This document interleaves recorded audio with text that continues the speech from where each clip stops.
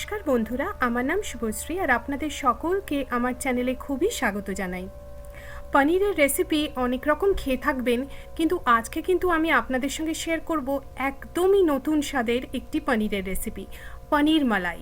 খুব সহজে তৈরি হয়ে যায় কোনো ক্রিম মালাই ছাড়াই এই পনিরের রান্না। আমার চ্যানেল যদি ভালো লাগে সাবস্ক্রাইব, শেয়ার আর লাইক করতে কিন্তু ভুলবেন না।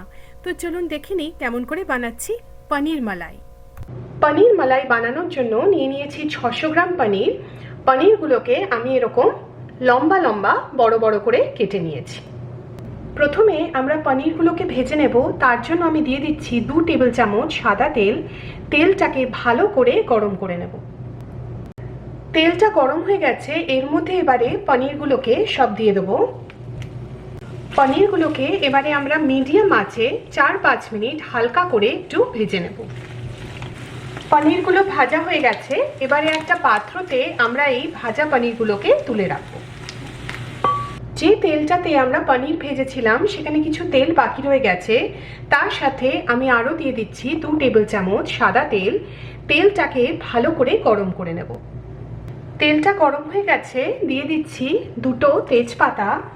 তার সাথে আমি দেব কাঁচা লঙ্কা। আমি এখানে 3টে কাঁচা লঙ্কা দিলাম। এবারে এই ফোড়নটাকে আমরা 20-30 সেকেন্ড একটু ভেজে নেব। দিচ্ছি একটা বড় সাইজের পেঁয়াজ, এটা প্রায় টোটাল 180 গ্রাম। পেঁয়াজটাকে আমি লম্বা লম্বা করে কেটে নিয়েছি, পেঁয়াজটা দিয়ে দিলাম। এবারে এই পেঁয়াজটাকে আমরা ভালো করে লালচে করে ভেজে নেব।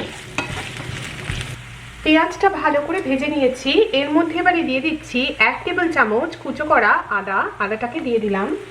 এবারে আদাটাকে আমরা 2-3 মিনিট ভেজে নেব, যতক্ষণ না আদার কাঁচা গন্ধটা চলে যাচ্ছে। এবারে আঁচটাকে লো করে এর মধ্যে আমি দিয়ে দিচ্ছি কিছু শুকনো মশলা। 1/2 চা চামচ হলুদ গুঁড়ো,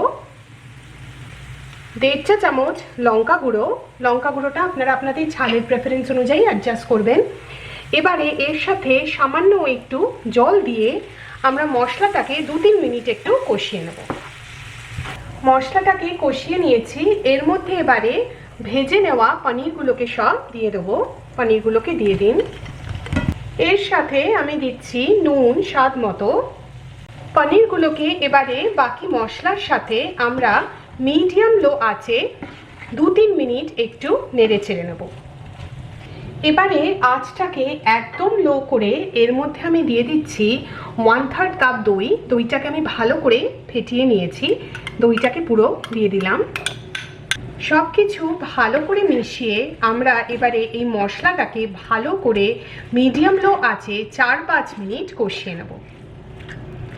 মশলাটাকে ভালো করে কষানো হয়ে গেছে, দেখছেন মশলা থেকে তেল ছাড়ছে। এর মধ্যে এবারে আমি দিয়ে দিচ্ছি 1 কাপ নারকেলের দুধ। এবারে ঢাকা দিয়ে মিডিয়াম লো আঁচে আমরা এই পনিরটাকে 3-4 মিনিট আরও রান্না হতে দেবো। আমাদের পনির মালাই একদম তৈরি।